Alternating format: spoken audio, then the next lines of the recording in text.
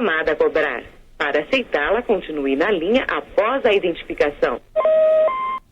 2026 é o ano da despedida dos orelhões. E quem nunca ouviu isso aqui ao atender a uma ligação? O Luiz Felipe Nunes está aqui com a gente para falar sobre essa despedida que está sendo sentida por muita gente do orelhão, que está na história do Brasil e está na história das coberturas jornalísticas, inclusive, principalmente no rádio. E graças a Bandeirantes, né, Luiz? Bom dia. Muito bom dia, Lupato, Sabino. Bom dia para você que nos acompanha na Rádio Bandeirantes.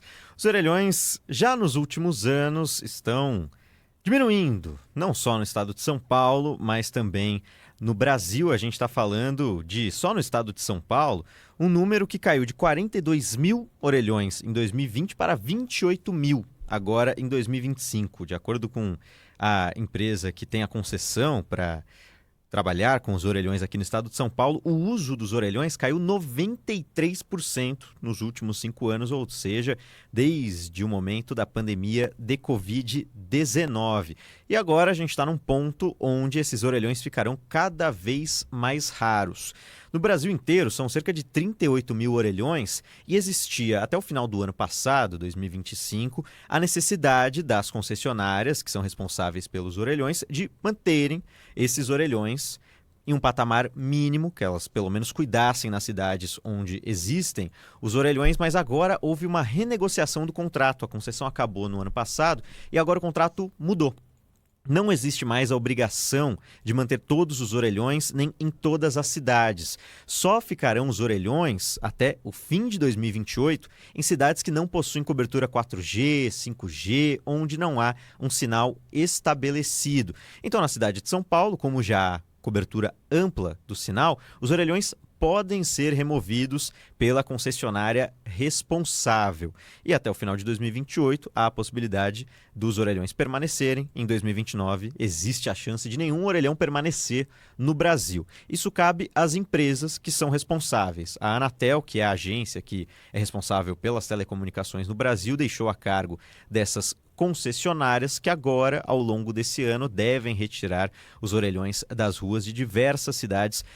O orelhão que completou aniversário ontem, inclusive aqui em São Paulo. O primeiro orelhão da capital paulista foi inaugurado justamente num dia 25 de janeiro, aniversário de São Paulo, em 1972. E se popularizou rápido.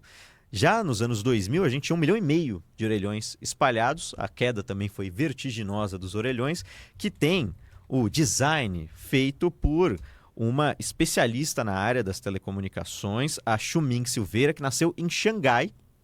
Veio para o Brasil cedo, né? Veio para o Brasil cedo e propôs diversos modelos em um momento que havia necessidade de telefones públicos terem uma característica mais própria, mais também fácil das pessoas utilizarem. Houve uma tentativa anterior aos orelhões de colocar os telefones públicos nas ruas. Tem inclusive um poema do Carlos Drummond de Andrade falando sobre isso, que a primeira tentativa foi falha e a dos orelhões deu certo. O precursor do orelhão, inclusive, foi o Orelhinha. O Orelhinha que ficava em ambientes fechados, na sede, inclusive, de onde é a Anatel hoje em dia, existia uma orelhinha, que é um orelhão menor, tinha uma caixa de acrílico também menor para locais fechados. E ela desenvolveu, a Xiuming Silveira, o orelhão também com aquele formato de ovo que a gente conhece hoje, que foi reconhecido internacionalmente. O orelhão foi exportado, produto nacional exportado para diversos países. O design do orelhão, né? Exatamente. Foi para muitos países, inclusive tropicais, né? Porque é um formato e um material que aguenta calor, aguenta chuva, aguenta de tudo um pouco. Essa chinesa que veio para o Brasil trabalhava na Companhia Telefônica Brasileira à época e aí deram a ela a missão de resolver esse problemona. Como que vai colocar telefone público na rua? E ela achou a solução. E esse telefone, o orelhão foi para a China também. Ela é chinesa e o orelhão foi exportado para a China, além de diversos países também africanos. No primeiro momento, o orelhão recebeu o nome dela. Então, de maneira oficial, o orelhão se chamava Projeto Xu. Era o nome dela mesmo, o Xu 1 e o Xu 2. Claro que popularmente ele ficou ganhando vários nomes. Primeiro tulipa, capacete de astronauta, mas o que pegou mesmo de maneira rápida foi o orelhão. Os jornais já começaram a tratar o orelhão como orelhão e assim se popularizou este formato que hoje se chama oficialmente telefone de uso público, o TUP. Ninguém chama assim, a própria comunicação oficial sempre coloca TUP, vírgula, orelhão, sempre para demonstrar que é assim que funciona. A maioria das pessoas acho que nem sabe que chama TUP, né? Eu descobri essa semana que se chama TUP na comunicação oficial da Anatel, mas a Anatel também sabe que ninguém chama o TUP desta maneira. Então, para ficar bem claro, os orelhões devem ser retirados, não existe uma obrigatoriedade das empresas de fazer essa retirada, mas pelo menos até o ano de 2028, 9 mil orelhões existirão em cidades onde não há ainda a cobertura telefônica. Às vezes nem cidade, né? Às vezes é vilarejo Exatamente. no meio do nada, que de fato o orelhão do vilarejo é a única forma de se comunicar por telefone, né? E as empresas firmaram um acordo de que vão investir na telefonia para, quando os orelhões acabarem, ter uma alternativa viável também. O Sabino já fez muita reportagem em orelhão, eu imagino. Sabino, teve alguma que te marcou antes da gente ir para que a gente separou aqui? Sabe como é que a gente fazia a reportagem do orelhão? Era o seguinte, a gente usava um gravadorzinho cassete como repórter nas ruas em São Paulo. Nesse gravadorzinho cassete, a gente gravava e depois com um fiozinho que a gente chamava de jacaré, a gente desenroscava o bocal do orelhão e ligava esse jacaré, que eram 2 presilhas, nos 2 fios do orelhão que tinha dentro do bocal. E assim a gente transmitia aquela gravação que a gente tinha feito, que a gente chama no nosso jargão de sonora, né? A gente transmitia aquilo, não dava para editar. Você mandava tudo e aí lá na central técnica da rádio que eles editavam o melhor ponto. Era assim que a gente fazia as reportagens de rua, repórter de rua, de rádio ali na década de 80, 90. Hoje é um pouco mais fácil, né? A gente faz uma entrevista Dá em pra 5 editar. minutos, a gente tá no ar com a sonora, esse trecho já editado ou por nós, ou pelo produtor, ou pela central técnica da Rádio Bandeirantes. Em poucos minutos você já entra no ar com áudio, com vídeo, com tudo que precisa aqui, porque a nossa central tem todos os equipamentos possíveis. Mas Ô, Sabino, só uma pergunta antes de você continuar, Luiz. E na época da ficha, né? Sim. E quando acabava a ficha Não, mas- no meio da sonora? Não, mas Como que fazia? normalmente para você, porque fazia barulho, né, no meio da gravação, a ficha caindo. Normalmente quando você ligava para a redação, você ligava a cobrar, né? E aí você tinha que torcer para não ser telefonista, que a tendência porque tinha telefonista naquela época, para passar para a redação, porque a telefonista não tinha autorização para atender ligação a cobrar. Então tinha que cair na redação, se torcer para alguém na redação atender, porque ia entender ali o sufoco que você estava passando na rua. E não é nem um passado muito distante quando a gente está falando disso. A gente tem um trecho de uma reportagem de 20 anos atrás, quando a Rádio Bandeirantes foi a primeira a noticiar a sentença do caso Suzane von Richthofen, que participou junto com o namorado dela na época e o irmão dele, os irmãos Cravinho, do assassinato dos pais da própria Suzane. E houve um julgamento onde, por motivos de segurança, não era permitida a entrada de qualquer aparelho, seja de TV, seja de rádio ou qualquer coisa que você pudesse transmitir a informação. Mas a Rádio Bandeirantes descobriu que do lado de fora, no Fórum da Barra Funda, ao lado do plenário, dentro ainda do fórum, não precisava sair do fórum, mas estava do lado de fora do plenário, existia um orelhão. Tinha um orelhão. O orelhão você conseguia tirar esse bucal, colocar o jacaré ou a garrinha, como eu vi alguns repórteres chamando, e a Rádio Bandeirantes fez uma cobertura onde o Milton Parron, hoje nosso chefe do Centro de Documentação e Memória da Rádio Bandeirantes, estava ao lado de fora, com produção de Débora Raposo, e dentro ficavam se revezando os repórteres da Rádio Bandeirantes, o César Saqueto, o Rafael Colombo e o Pedro Campos, um sempre no orelhão, os outros 2 se revezando, um no plenário, o outro fora, e eles iam passando a informação e a Rádio Bandeirantes monopolizou o orelhão. e ninguém percebeu. De acordo com relatos da época, nenhum outro repórter percebeu o que estava acontecendo, mas eles passavam o dia inteiro ali monopolizando o orelhão. E no momento em que as sentenças saíram, a Rádio Bandeirantes não precisou sair do fórum. Ou seja, foi a primeira a noticiar. A gente tem um trecho, inclusive, de um jovem Pedro Campos dando a notícia sobre a condenação de Suzane von Richthofen em primeira mão. E nós temos agora as informações do repórter Pedro Campos com a pena de Suzane von Richthofen.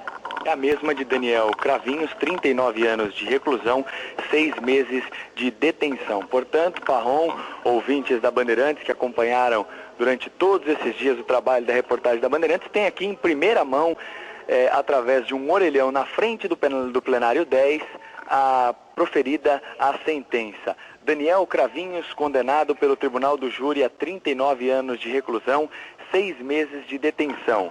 Christian Cravinhos, condenado a 38 anos de reclusão e 6 meses de detenção. E Suzane von Richthofen, a mesma pena de Daniel, 39 anos de reclusão e 6 meses de detenção. Dá pra escutar uma ficha caindo ali em algum momento, né? Dá para escutar a ficha caindo. Rafael Colombo e Pedro Campos que estavam se revezando. Um passava as informações para o outro ia dando a notícia em primeira mão na Rádio Bandeirantes. E alguns momentos depois, a gente tem já do lado de fora do tribunal Milton Parron, Pedro Campos falando sobre a cobertura também e este curioso caso do orelhão.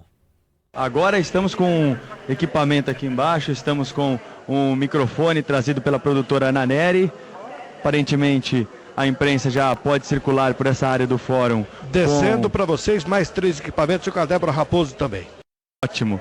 E estamos aqui na porta do plenário 10, Parron, e o repórter Rafael Colombo já pode desligar o telefone, pois estamos aqui já com o microfone. Aliás, esse orelhão aí, esse aí nós vamos pedir o tombamento, que isso precisa ser condecorado. Milton Parron. E olha, dá pra sentir que foi uma cobertura dessas exaustivas, né? Porque todos os repórteres que participam aí depois do fim estão com aquela voz de cansado, né? Daquela coisa que já tava ali respirando por aparelhos, Luiz. Não, isso que eram jovens ali. O Pedro Campos era mais novo, se não me falha a memória, mais novo do que eu sou agora. Tinha lá seus 22 aninhos. A gente tá falando de 20 anos atrás. Pedro tá conservado, Pedro Campos, mas estava lá nessa cobertura com aquela cara de cansaço depois de horas e horas dessa cobertura intensa. Então, alguns bastidores de como é fazer jornalismo, histórias de orelhão, os nossos ouvintes convidados também a falar. Muitos deles começaram relacionamentos, hoje já estão 40 anos casados, 30 anos casados e começaram namoros justamente pelo orelhão. Eu tentei procurar essas histórias pelas ruas de São Paulo, porque semana passada estava incumbido de fazer as nossas matérias do aniversário de São Paulo. Eu não achei uma alma viva utilizando orelhão. Em todas as regiões da cidade, em todos os mais de 100 orelhões. Tem nem onde vende ficha hoje. Você pode pedir na banca de jornal. Não é mais ficha, né? É o cartãozinho. Você tem um cartão que tem um valor estabelecido em São Paulo. Com 20 unidades de crédito, você fala 40 minutos no orelhão. Fica a dica aí, você que quer aproveitar 20 o orelhão. 20 unidades de crédito, isso era custa outra 20 coisa. reais? É caro, é nesse... 20 reais a 40 minutos, por isso que ninguém usa orelhão. Tem que ligar a cobrar. Vale e era mais a pena. caro. Era então. mais caro, porque durava muito pouco, não sei se 1 minuto e meio, uma coisa assim, cada ficha. Você tinha que botar várias fichas para poder conversar. Você comprava uma cartela grande de ficha, vinha embrulhada num papel com o logotipo da Telesp. Não era fácil. E nas cidades mais turísticas, acontecendo no Guarujá, por exemplo, você tinha centrais da Telesp, onde você tinha cabines internas para poder fazer as ligações interurbanas, chamava assim. Então a telefonista fazia para você a ligação interurbana. Lá no Guarujá, por exemplo, muita gente fugia para fazer ou fingir que fazia ligação por causa do ar-condicionado. E aí, você sabe que eu já peguei essa fase do cartão do orelhão, mas eu me lembro bem de que tinha um orelhão dentro da escola em que eu estudava, e aí a gente usava, sempre ligando a cobrar, para avisar a mãe, o pai, de vou ficar até mais tarde na escola, hoje eu quero ir embora um pouco mais cedo. Então, perto do horário da saída, formava fila no orelhão de todo mundo querendo ligar. E aí ia lá, quem queria ficar até mais tarde na escola, por exemplo, já avisava. Acho que talvez você também, Luiz, fomos a última geração a crescer até certa idade sem celular, né? Sem Eu dúvida. fui ter meu primeiro celular com quase 15 anos de idade. Hoje em dia, você vê criança de 2 anos, não sabe nem andar e falar direito, já mexendo no celular, pesquisando vídeo no YouTube, é aquela coisa de louco. Olha, a gente está vendo uma foto aí na nossa live, o orelhão já dá vivo, né? Azul e verde. O orelhão original era cor de laranja e era da Telesp, né? Agora, sofreu muito o orelhão também com depredação. Aliás, tem uma grande campanha publicitária que ganhou vários prêmios contra depredação. Não vou me lembrar a agência agora, contra a depredação de orelhão. Uma outra curiosidade é que quando houve a privatização das telecomunicações no Brasil, e, por exemplo, a Telefônica, hoje Vivo, veio para o Brasil, uma das obrigações que a Telefônica tinha que cumprir para poder oferecer mais celulares, para poder fazer crescer a linha, inclusive de telefones fixos no Brasil, era a chamada universalização da telecomunicação. E isso significava colocar o orelhão nos lugares mais distantes, onde não havia. Então, muitos orelhões foram instalados também ali no final da década de 90, exatamente no final daquele período em que as telecomunicações eram públicas, eram estatais. Né? Pois é. Luiz Felipe Nunes, você tem alguma memória com orelhão? É mais novo que eu até, né? Sou um pouquinho mais novo que você, Lupa. Todas as minhas memórias com orelhão envolvem a minha avó. E eu acho que eu nunca fiz uma ligação sem ser a cobrar no orelhão. Todas elas eram 9090. Inclusive eu aprendi assim. Primeiro você coloca o 9090, depois o número. Eu achei que fosse tipo um DDD. Não, era ligação a cobrar mesmo. Aí eu não sabia por que minha mãe e meu pai falavam tão rápido, né? Mas era a ligação a cobrar.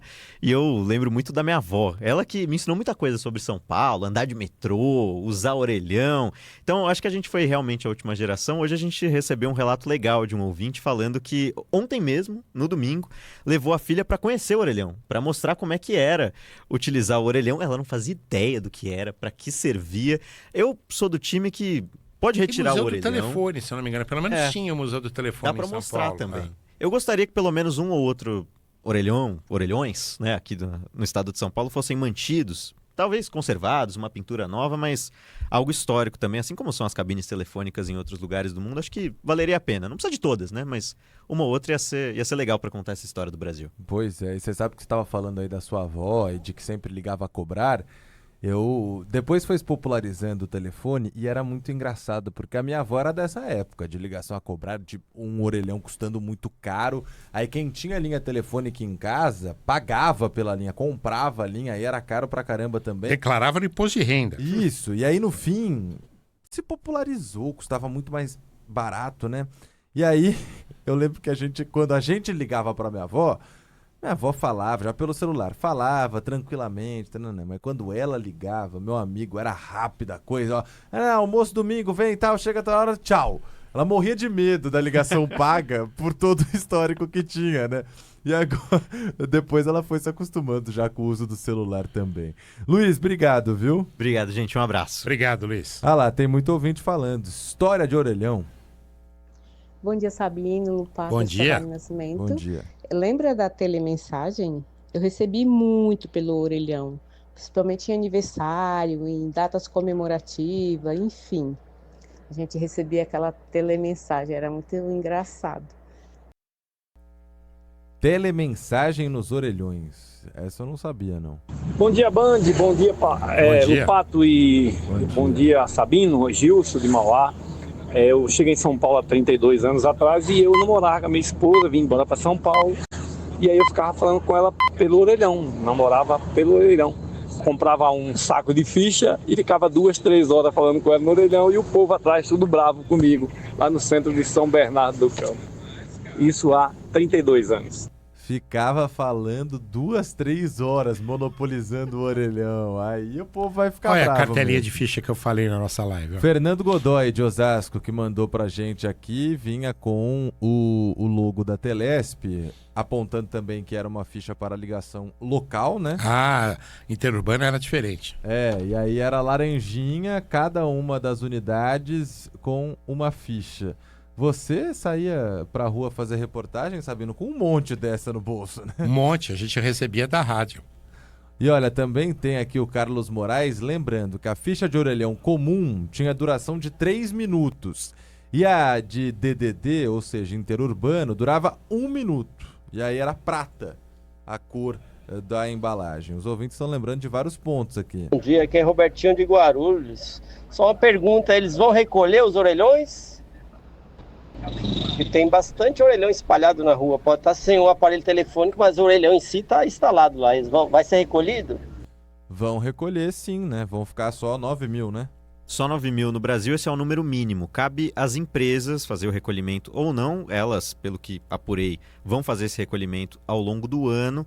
Inclusive, as pessoas podem ligar para a Anatel para pedir a retirada de um orelhão se estiver atrapalhando a via ou tiver alguma questão com o orelhão, você pode fazer essa solicitação, mas as empresas já vão fazer isso ao longo desse ano.